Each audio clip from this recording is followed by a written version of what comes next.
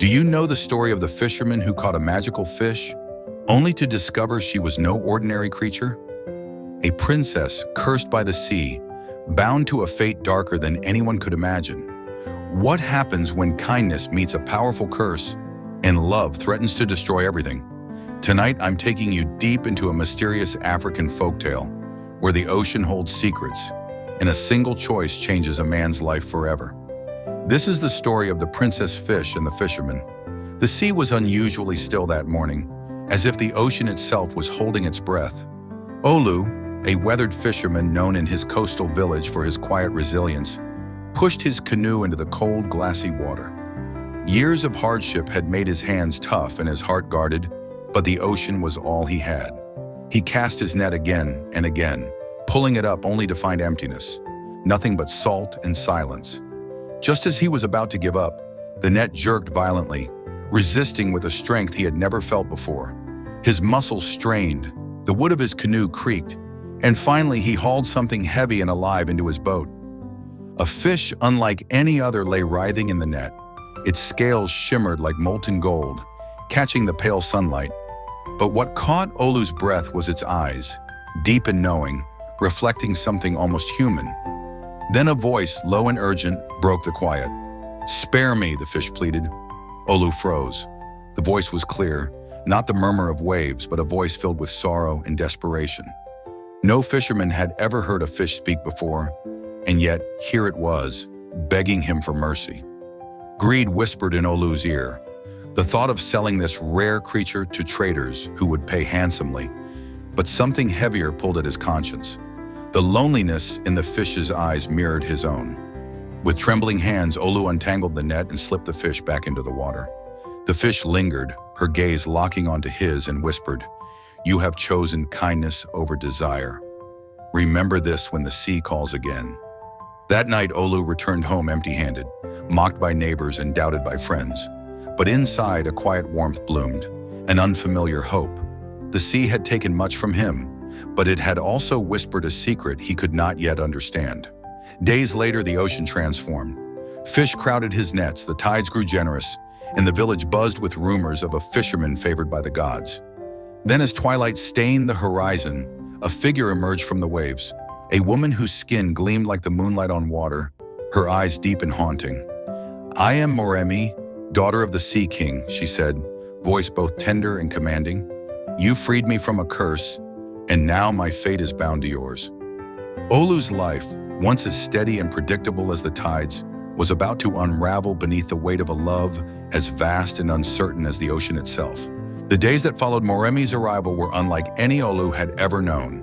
The sea, once indifferent and cold, seemed to pulse with a new life, a living, breathing force intertwined with the woman who had emerged from its depths.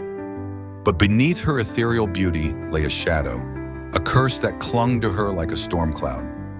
Each morning, Moremi walked barefoot along the shore, her gaze distant, as if hearing whispers only she could understand. She told Olu of the Sea King, her father, a ruler of ancient power and unforgiving will. Long ago, his pride had bound her to a cruel fate, to live as a fish until a human showed her mercy without desire or greed. The curse was a prison, a test that none had passed until Olu.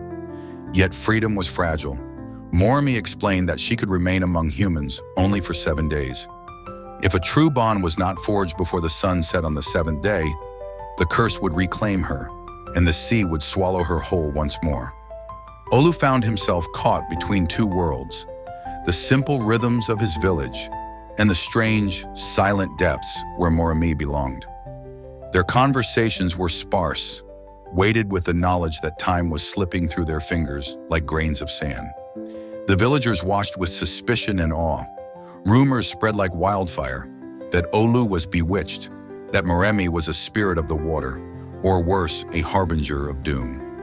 Some whispered that Olu's prosperity came at a terrible cost. Others feared the unknown powers at play. But Olu felt only one certainty. His heart was tethered to Moremi's, across land and sea. He began to see her not as a curse, but as a mystery to unravel, an enigma whose beauty and sorrow haunted his every waking moment.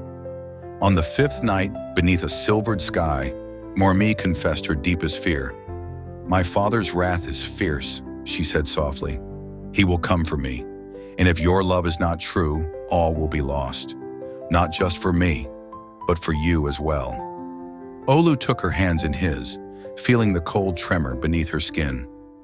"I don't care about curses or kings. I only know that I cannot let you go." As the seventh day approached, the ocean grew restless, waves crashing louder, as if warning of an impending storm. The boundary between the sea and land seemed thinner, fragile, waiting for a choice that could break or bind forever. The night before the final sunset, Olu dreamed of the Sea King, an immense figure rising from swirling depths, eyes like whirlpools, voice echoing like thunder. "Fisherman," the voice demanded, "will you surrender your world for the sea? Will you claim her love and all that comes with it, or will you turn away and let the curse endure?"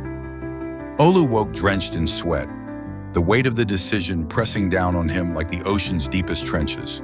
The dawn was quiet, but the fate of two worlds hung in the balance.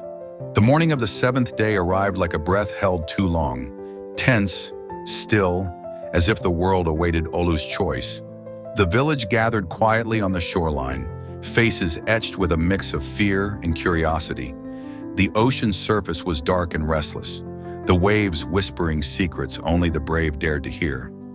Olu stood at the water's edge, Murami beside him, her hand cold yet steady in his. The weight of the Sea King's challenge pressed on his soul, a test not of strength, but of heart. To choose the sea was to abandon everything he had ever known. To choose land was to lose the woman who had touched his life with magic and sorrow. As the sun dipped low, painting the sky with flames of orange and crimson, the water parted.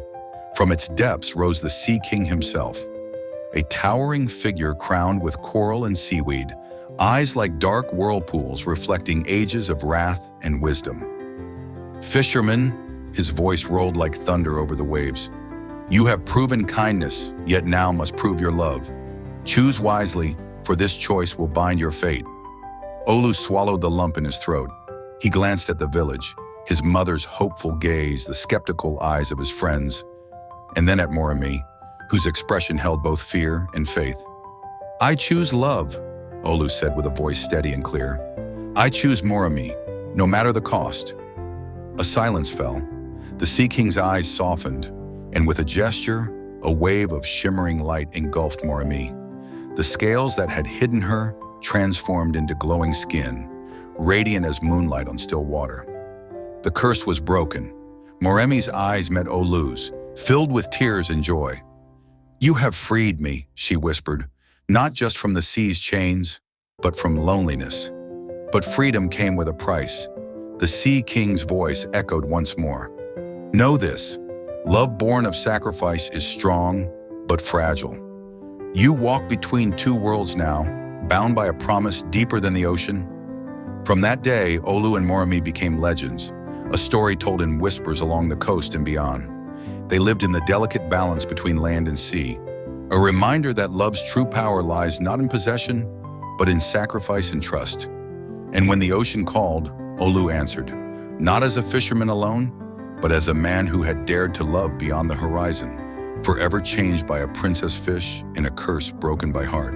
And so, the tale of Olu and Murami faded into legend, told in hushed voices along the coast, whenever the sea grew still, or when love felt too heavy to carry alone. Some say they still walk the shoreline at dawn, hand in hand, two souls from different worlds, bound not by magic but by a choice made from the heart. And if you ever hear the ocean whisper your name, remember this story. Love, real love, demands sacrifice. But sometimes it gives back something eternal. If this story moved you, even just a little, drop a comment below.